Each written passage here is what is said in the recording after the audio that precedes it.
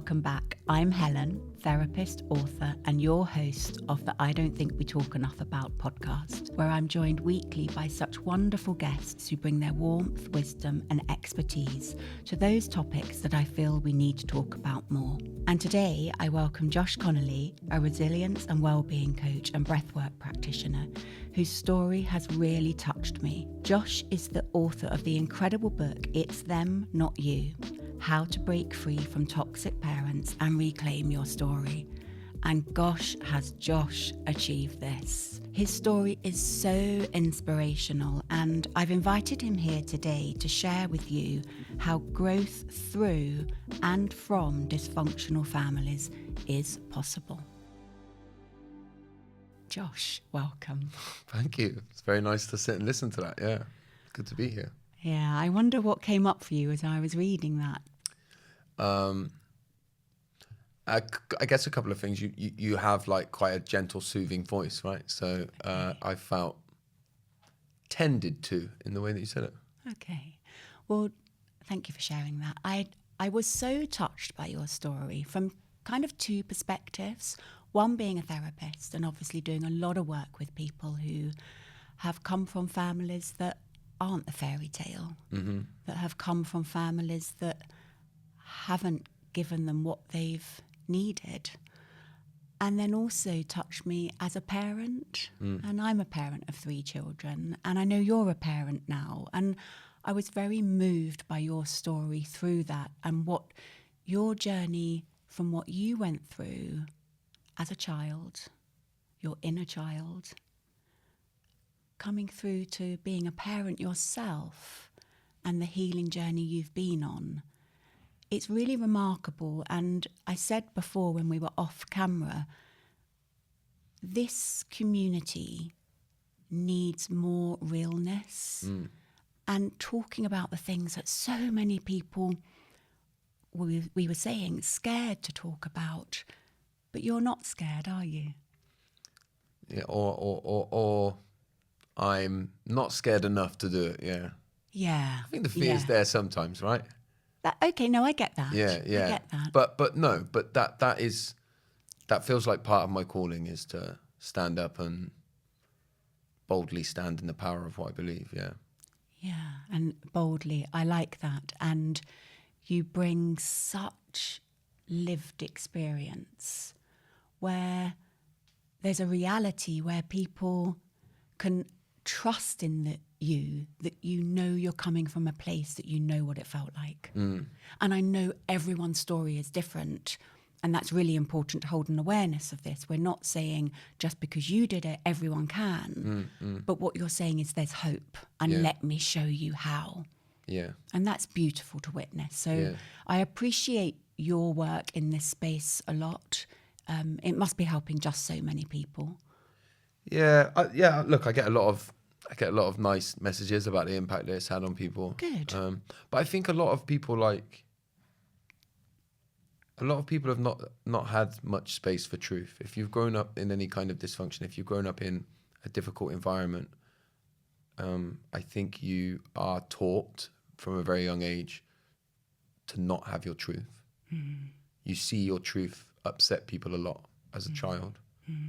And then I think that plays out in society to a degree. I think that often people feel like they can't say their truth. And when you can't say your truth, in most cases, you lack a space to be able to express that truth in any way. So then it goes into your body, and that's problematic. But I remember as a kid, I remember a lot as a child saying and vocalizing what I believed to just be the truth. And in a lot of cases it was, and upsetting a lot of people around me as a result of that. Parents, teachers, a lot of adults would get upset when I would say the truth. And so I used to think that I was a little bit crazy. Okay. But I've learned as an adult, a lot of the times I was saying the truth that everybody wanted to hide from, and that was the problem. Gosh, Josh, I'm sat here imagining what that childhood must have been like. And we'll come to your childhood in a minute if it feels safe to do so. Yeah, we will, yeah. And I'm imagining this little boy being told to be quiet, being told no, being, I mean, if we dare to use the term gaslit into that's not true, that's not how it is. And I'm thinking of the neurobiology of attachment here, especially important during our 0 to 7 years, and how that really shapes the development of the brain going forward. And that experience from 0 to 7 really shapes how we show up in the world as we get older. Huge impact on the development of our brain. And I'm just thinking of you sat there being constantly told no, that effect that must have had. Yeah. It shapes how you see yourself. Of course it does. And it shapes how you see the world, but particularly as well, I guess, most importantly, how you believe you can be loved. Because I think, when we talk about attachment and we talk about the importance of those first 7 years, consciously or not, you're developing your brain to try and find that attachment, right? You're trying to seek that attachment. And so I think that when who you truly are, is problematic to the people that you're trying to attach to, then you learn self-abandonment. And, of course you do. And so you begin to live a life believing that in order to be loved, you need to, I say, like, self-edit and self-organize. Like, in some ways it's become a great skill, but when you're not aware of it, you're lonely all the time, right? Because you're abandoning yourself, you're working out who people want you to be. No, of course. And being that, yeah. And as a child, even as an adult, but ultimately as a child, all we're doing is trying to survive. Yeah. We're I talk about this a lot, actually. We're organisms trying to survive. So we just do it the best way possible. Yeah. And for you, that was to stop using your voice in a way then when you were younger, I'm suggesting. Yeah.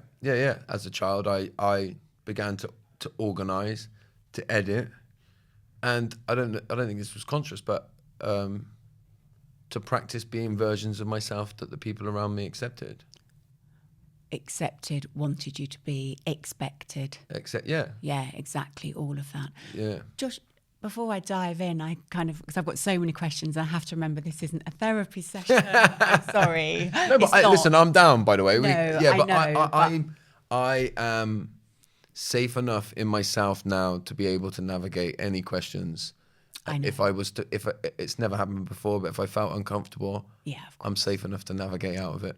I think you are as well. Yeah. I think you are. I can pick up on that. I wonder if you just wanted to give us a background to your story from whenever to where you are now. Yeah, look, I think the important thing to say is that when I stopped drinking when I was 24, right? So I'm 37 now, so 12 and a half years ago. And I think at that stage in my life, I would have told you that I had had an idyllic childhood, perfect childhood. There was nothing majorly wrong in my childhood. People have it way worse than me and all that kind of stuff. I knew, obviously, that I lost my dad when I was like 9, but I had things that would roll off the tongue, at least I had a dad and all that kind of stuff. And it wasn't until I began the journey into sort of understanding myself that I realized that my life was not idyllic when I was a child. And I think that's important to say because when I said I had the perfect childhood when I was 23, I wasn't thinking I didn't have the perfect childhood. Let me lie and tell you that I did. Interesting. I believed I had the perfect childhood. Yeah. And I wouldn't look further enough inside of myself to even question that. So then when I started questioning it, and I realized that, it wasn't like that. And I grew up with, my dad was an alcoholic. And I remember him as like a violent, angry, scary person who ultimately scared me when he was drunk, scared me when he was sober. And he spent a number of years in prison when I started school. Then he came out of prison, and then when I was about 9, that's when he died as a result of his drinking. But my mum had met my stepdad, who she's still with now, and we sort of moved to a different part of town and never ever spoke about my dad again, ever. Like, didn't know when his birthday was, couldn't have told you what date he died on by the time I was, like, there was no, like, this is the day that my dad died on, or there was none of that. we just gone. It was like he didn't exist. Silence, yeah. And there's a key thing to understand about that, which is like, because we say things that like time is a healer.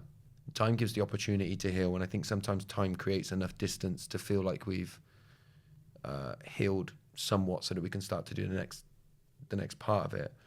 But actually, what happened to me is that it, like, my pain compounded because I was unable to explore it when I reached senior school. So, I mean, I found alcohol and drugs when I was 12.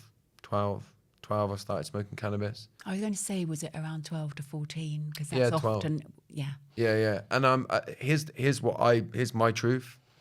I'm grateful that I did, because nobody was giving me anything else, and I don't know if I'd have made it without it.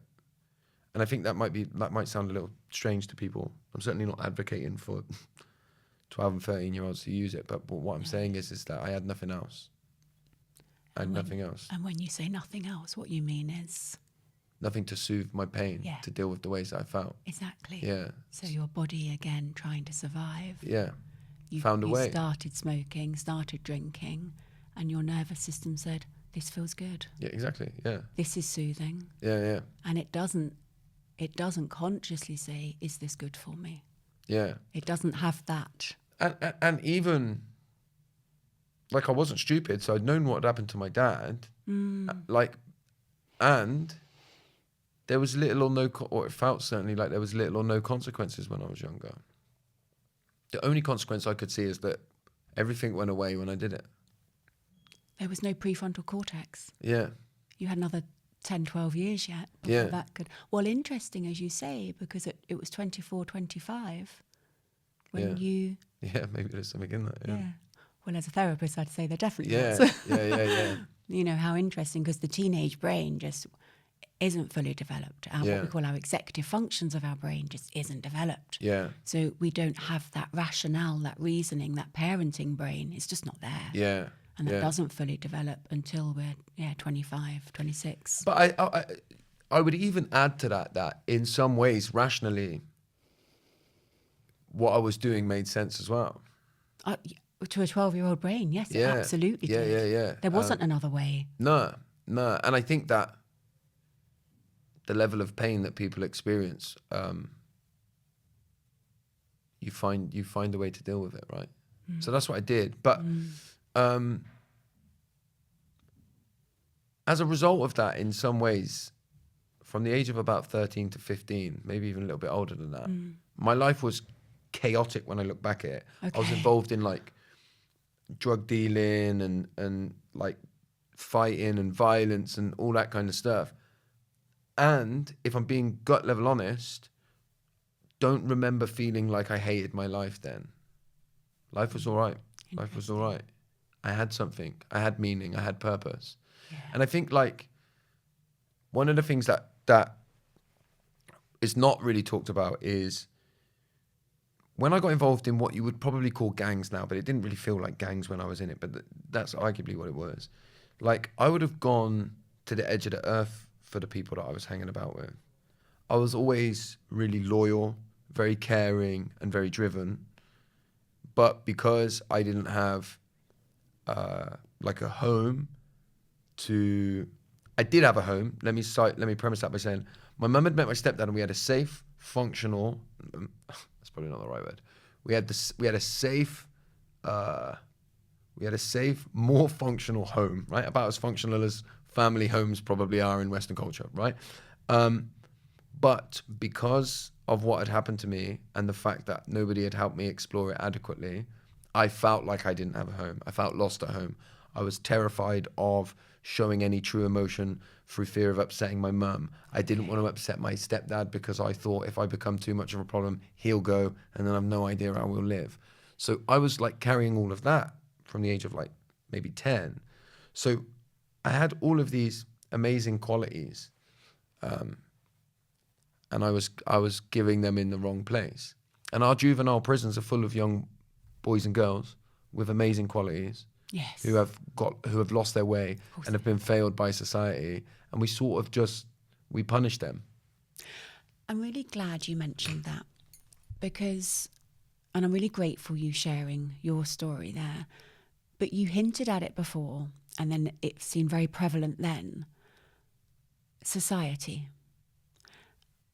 I wanted to say to you, who stepped up for you and said, Josh, are you okay?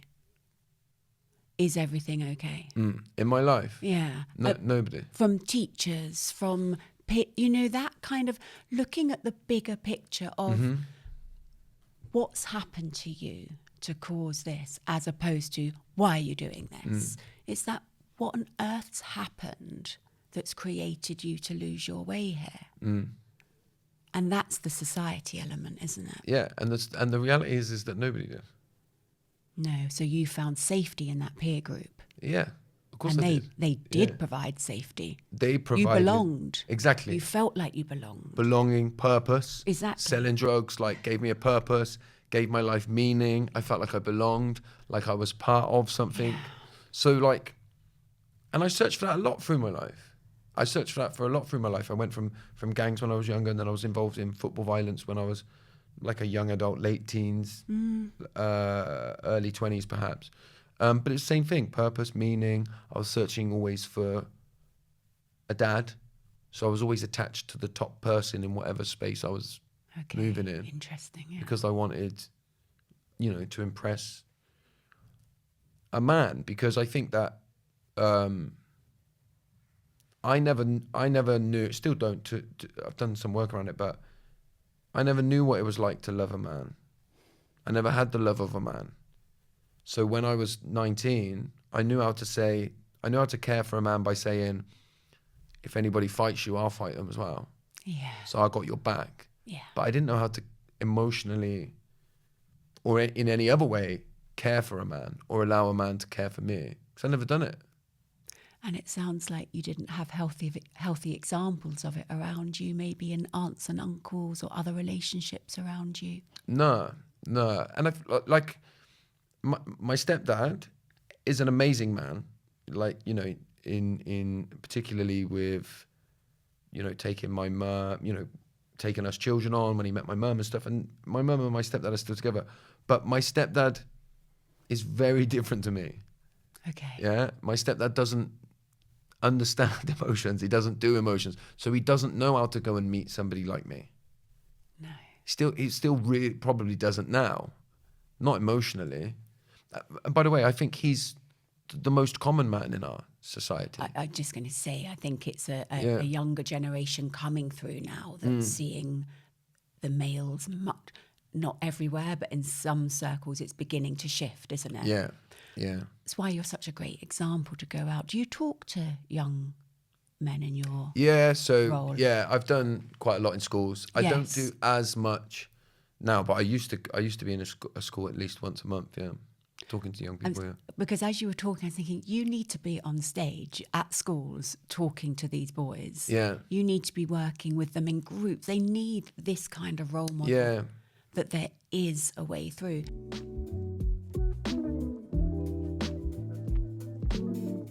The Embody Lab is an online resource for embodied education, self-discovery and healing, founded by Dr. Scott Lyons, a renowned author and expert in holistic psychology and mind-body medicine. The Embody Lab is committed to making somatics and trauma healing accessible to everyone by offering virtual events, summits and certificates. The Embody Lab empowers individuals to embark on their own journey of personal growth and transformation through a diverse digital catalogue of programs and resources. Explore exclusive teachings from world-renowned experts like Gabor Mate, Bessel van der Kolk, Peter Levine, Diane Paul Heller, and more. Join the Embody Lab community to deepen your healing path. I'm a huge fan of the Embody Lab, and just for you, I have a special code which gives you 10% off all of their courses, and that's Helen 6788. The Embody Lab truly is a wonderful resource for your healing journey. You talk about emotions, and you were numbing those emotions with the alcohol and the drugs because you weren't allowed to feel. It wasn't safe to feel, and I hear that. But there was something interesting I read in your book that you said when you stopped drinking, you started feeling. Mm. And I wondered what the catalyst was for the change, because you're no longer drinking. You've been not drinking 12 and a half years. Yeah. Incredible. What was the catalyst? What was your journey through from the gangs, the drugs, how did it shift and change? Alcohol stopped working for me, is the truth. Okay. So I feel like I was drinking and still being miserable. And I started to realize that. And my mum had always said to me, you'll never control your drink.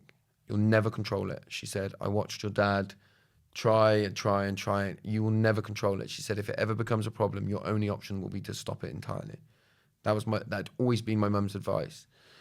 So I kind of had that in the back of my head, and I feel like it's almost like I pushed the limit of what was okay with it until I eventually said, maybe I've got to stop here. There was a series of things that had happened, there was like a sort of pitiful suicide attempt when I was drinking, using drugs, and I'd been on a football thing up north, and I broke my jaw really badly in 3 different places. It snapped.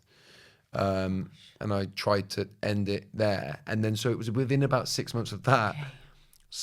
There's another crazy bit of a story. I'd also trapped my foot in a machine at work and lost the end of my left foot.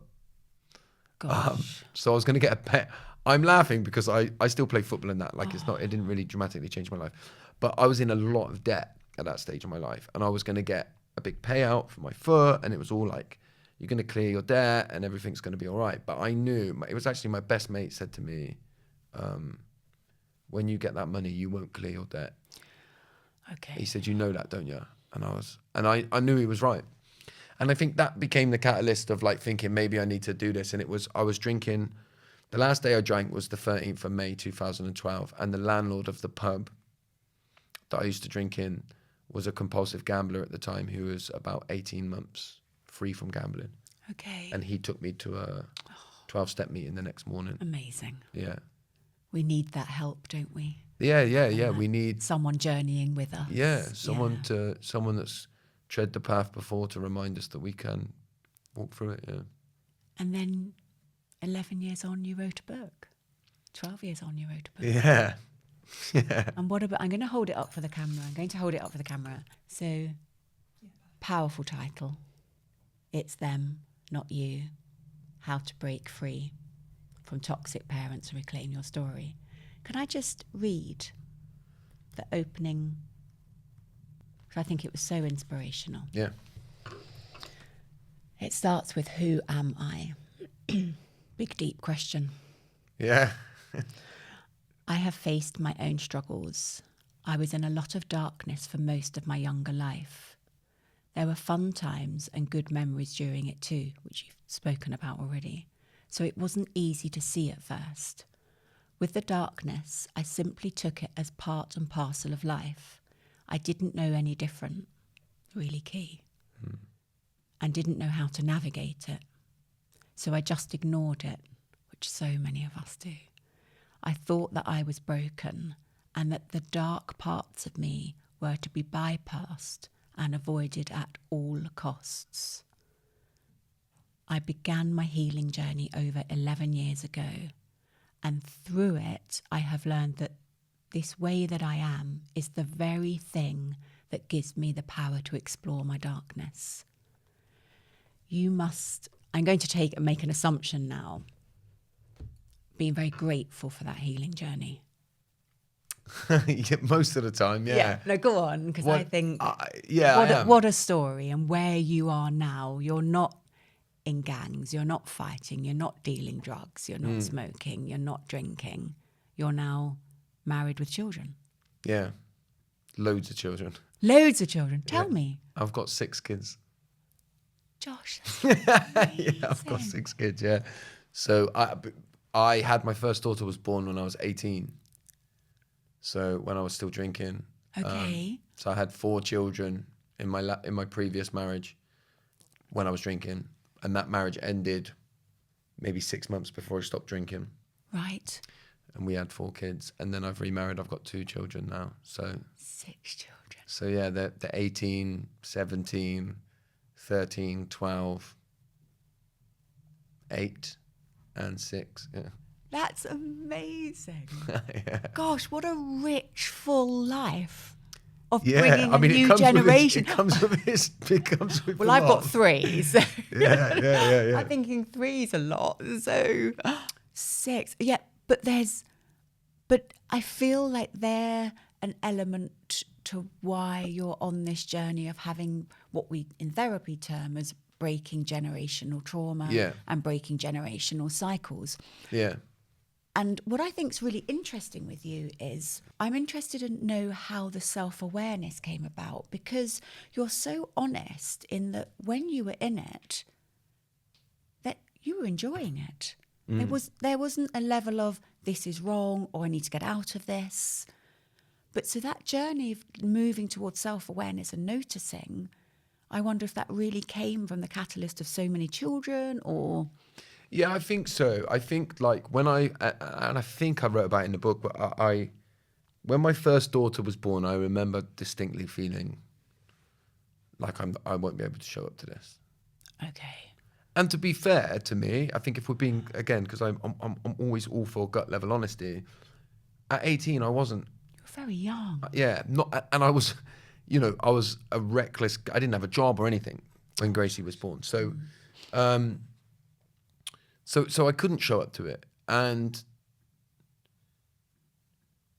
look, I think the self-awareness, I was 9 months sober when I seriously planned to take my own life when I was 9 months sober, and this is relevant, I'll tell you why. No, of course. And I went to see my kids. It was over for me, right? I was at peace. This wasn't like a sort of some of the pitiful things that had happened in the past in my own experience. This was like, I was done. I'd tried everything. I'd stopped drinking. And I think this is really important. I thought when I stopped drinking, my problems would go away. And I'll take that a step further and say, when I was drinking, I blamed a lot of the ways that I was on drinking. And so when you stop drinking, and then first all of the feelings that you run away from come flooding back, but then some of the resulting behaviors that you use to deal with your feelings, you're doing them now without alcohol. So then I'm like, well, I can't even blame it on drink. I've not even had alcohol when I'm, behaving in certain ways. So then I couldn't see a way out. And so I went to see my kids, and because I knew what was going to happen, what happened is the past became irrelevant, the future was non-existent, and I was present. I didn't know this at the time, but I was present with the kids in a way that I'd never experienced. And that's probably the first time ever in my life I experienced love and what that means.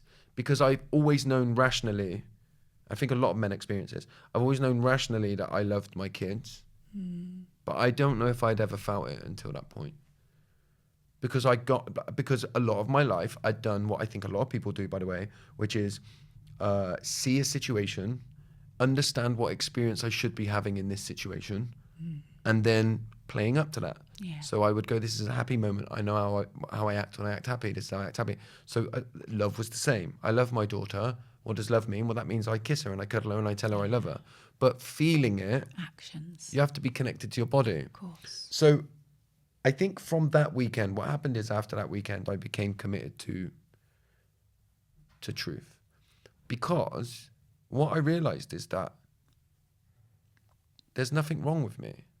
Nobody ever zoomed out and looked at my experience and said, you've been acting pretty appropriately based on everything that's happened. Nobody ever said that to me. No. So when I saw that, I was like, if somebody had said this to me when I was a kid and helped me understand this, that's all I've ever wanted, is to understand why back then I hate myself so much. I know. And I was never given it. I know. So I became like maybe obsessed with truth. Okay. And so like, and I was still working in the factory at the time. And I used to do 12-hour days. And for them whole 12 hours sober, I would like listen to seminars and talks. And then I would read a book on my lunch break. And then I would be thinking, how does that relate to me? How do I find out about myself? And then I learned all about the parts of who I am and all the versions of myself. And I started to realize that, you know, I show up in different ways at different times, and each version of myself is doing its best. Sounds like internal family system. Yeah, I love internal family systems. Oh, isn't it brilliant? Yeah. It makes so much sense, doesn't it? Yeah. And I would say to the listeners now that internal family systems was devised by Richard Schwartz. Yeah. And his book, No Bad Parts. Have you read it? I presume you're going to. I haven't read No Bad Parts because it's come out quite recently, hasn't it? Yes. So I've been to a lot of seminars of his and stuff online, and there's a book called Self Therapy by Jay Earley. I don't know that one. So the foreword is written by Richard Schwartz. It's quite an old book, but it's like a workbook. So you work through and learn about all your parts, and it's really good. Yeah. It really helps you understand self, doesn't it? Yeah. And also, so importantly, having compassion for those parts. Yeah. And allowing those parts to have space, or you've done your work now, you can sit back down. Yeah. It's that, isn't it? Yeah, And so that sounds like that was really pivotal for you. Yeah, I mean, like I feel like I started to explore. I was already talking in parts of myself and stuff like that. I went through a lot of John Bradshaw's work originally, and then I found Gabor Mate. Wonderful. Maybe 7 or 8 years ago, maybe more like 9, definitely. Probably 10 actually.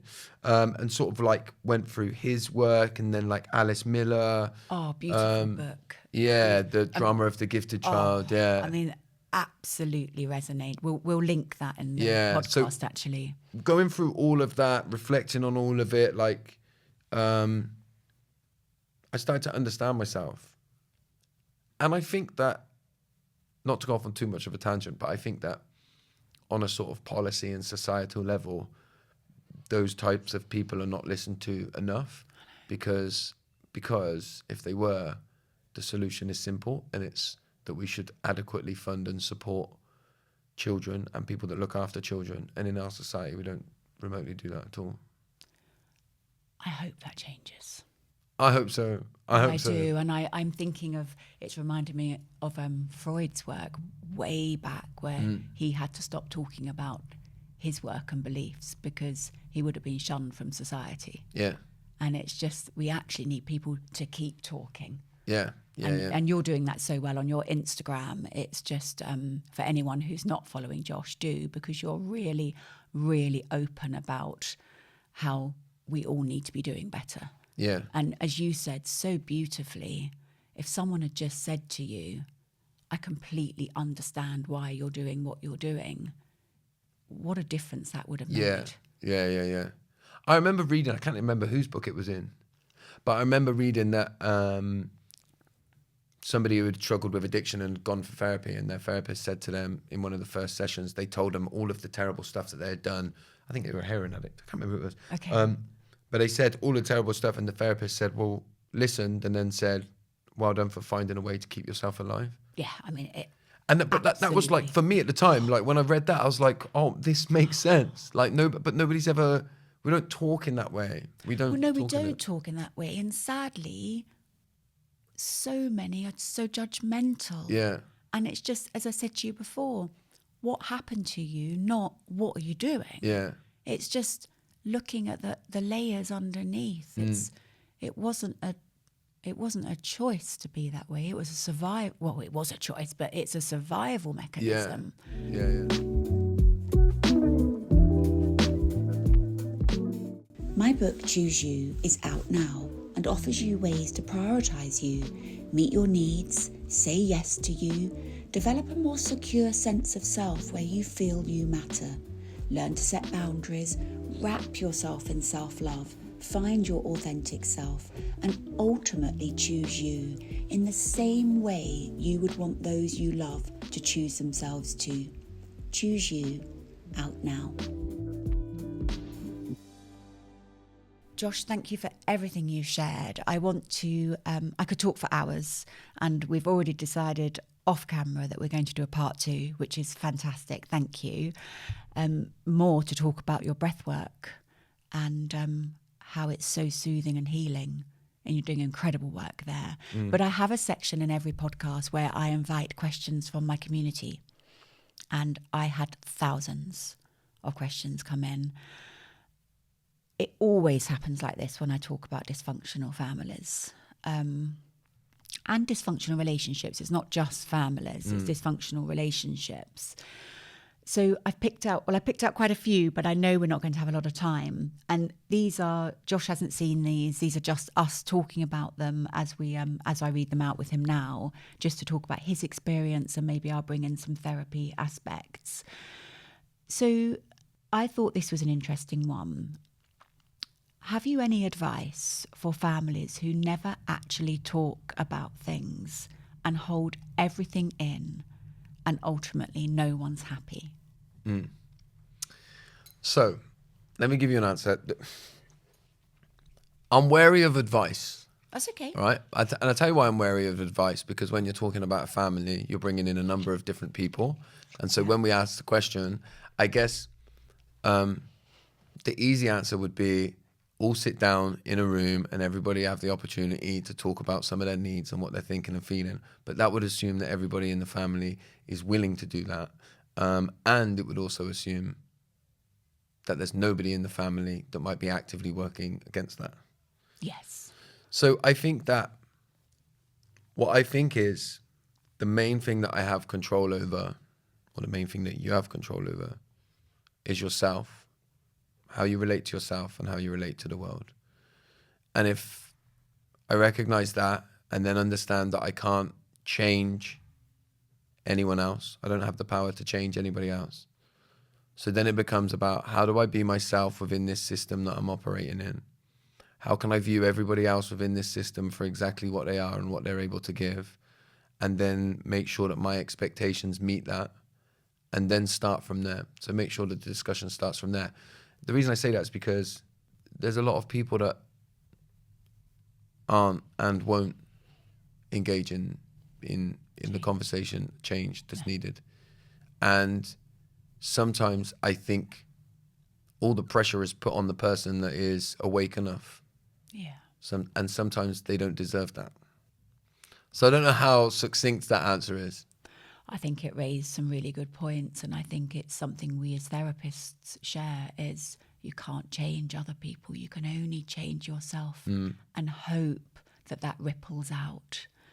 But I think the important thing is coming back to yourself first, and holding that awareness that you can change and you can break the cycle for your future generations. And actually that linked to another question. Josh, I loved your answer.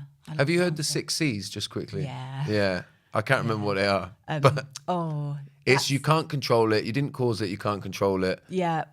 And there's another one. And then the other 3 are, but you can make healthy choices. You can set boundaries. I'll link it. I'll pop it in. But that's the quite good in that. It is, and I think that's useful to put in and to hold that when you're thinking about healing. Yeah. I love the awareness for that question in general.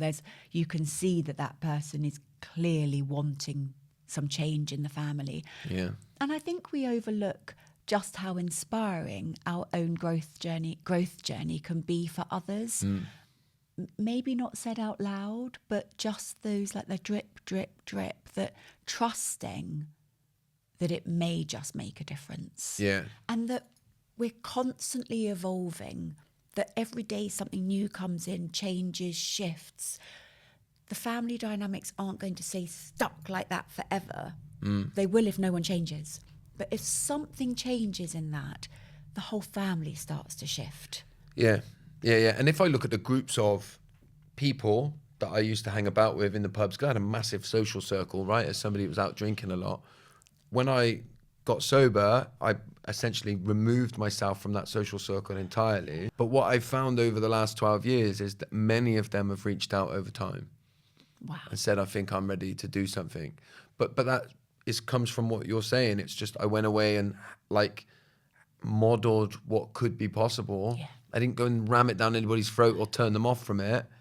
And a lot of people that really surprised me have reached out, and some of them are sober and stuff now as well. I love that. That's exactly what we were just saying, That's it. isn't it? That is it. Yeah. It's about that ripple effect, but it starts with you. Mm. This came up time and time again, so I've amalgamated it into one sort of question. How to navigate guilt. Guilt came up time and time again, Yeah. and it's there, isn't it? It's there. How to navigate guilt and grief over estranged relationships and parents as an adult, losing those feelings of belonging and therefore longing it was different. So there's lots in there, sorry, but it was trying to pull together the longing, the loss of belonging, the guilt, the grief. They're all there, aren't they? I think it's important to say, this isn't easy. Yeah. This isn't easy. I think that's the first thing to do. The first thing to do is to validate the fact that, like, if we're not careful, we start to believe that we should be able to reach some place where everything's all right all of the time, right? We don't get over stuff. We learn to live in a new way and in a different way as a result of the changes that in many cases, when we're talking about estrangement, we've been forced to make that we didn't want to make. What I would say about the word guilt as well, which I think is important, if I feel guilty, it means that I've done something wrong, right? And so I think it's important to also look at the fact that you might be feeling more shame about what's happened. Agreed. That rather than doing something wrong, the idea that I am wrong or that I am bad, and that because I've had to maybe cut contact or go to minimal or no contact, I feel a sense that there's something wrong with me as a result of that. So the antidote to being guilty is to put right your wrong, right? I think in most cases we're talking about shame, and the antidote to shame is community. Yeah. It's being seen, and it's finding a group of people who understand your experience. Particularly if you've had to cut your parents off, I think more than in any other case, you need to find people that understand your experience, because a lot of people will say, you only get one mum and dad, you'll miss them when they're gone, and you know, they will try to repackage your parent as if you haven't spent your whole life trying to do that. I know. So you have to find people that understand you. Shame, you know, not to be too cliche, but shame can't survive in the light. So find community, find people that will understand, and get the support that you deserve. Remember, there's nothing wrong with you. You've dealt with a situation that you were handed and that you didn't ask for. I love that differentiation between shame and guilt, and I think it's so important. But so many people came through on the questions with feel so guilty. And sometimes that guilt isn't theirs to carry. Exactly. And I think we've been conditioned to think that the person choosing to stop contact is the one that should feel guilty. Exactly. It's never theirs to No. carry. And I think that's important. And I wanted to say on the back of that, and I really love this about your work, we find healing in community. And I feel that's a whole other topic, is we've lost community. And we find such healing in it. And I think that's what you're doing. You've found a new community. It's where the rap groups came from, wasn't it? From the soldiers coming back from Vietnam, suddenly PTSD, and they were finding each other and they were healing through, you've been through it, you get it. Very difficult to heal with someone that might not get it. Yeah. Who would throw advice at you from a completely different lens. Yeah. Not always very helpful. No. And that's why community, often in community, some of the most healing moments I've had in community is when I've heard somebody else share my story. You know, when somebody speaks and you go, that's been eaten up in me all my life. Yeah. I've been too scared to say it. You've just said it, and I've realised I'm not alone. That makes It's me huge. go cold. Yeah, it's huge. We just want to be understood, don't we? Yeah, seen, heard, held. I mean, powerful words with such deep meaning to them, so healing. Josh, I have one final question, the one question I ask all my guests, which is, what does it mean to you to choose you? I think to truly choose me is to allow the people that truly care about me to have me too. Because my life is about how I relate to myself, and ultimately, as a result of that, how I relate to other people. I did this thing, right, where I decided that I was introverted. And that's true. I do relate to being introverted in that I do a lot of resting and recharging on my own. But I also then used being introverted as a bit of a reason to withdraw from people, because my wounding only plays out in relation to other people. And so if I'm not careful, I find new ways to hide from everybody. I've done it over the last 12 years since I started this work 10 years ago with Nakoa and became a little bit of a leader. I hid as a leader. That was my new way to keep everybody at bay and to not, you know, so to truly be me is to be me in relationship with the people that I love and care about and that love and care about me. I love that. I love that self-reflection, honesty as well there, really noticing. Josh, I've absolutely loved this conversation. Yeah, me too. And it went really quickly. It went really quickly, didn't it? It really did. I just felt like there was times I thought, I could just sit and listen. I'm just going to listen. It was just wonderful. And I'm so looking forward to doing a part 2. Yeah, same. Can't wait, yeah. Josh, thank you. Thank you.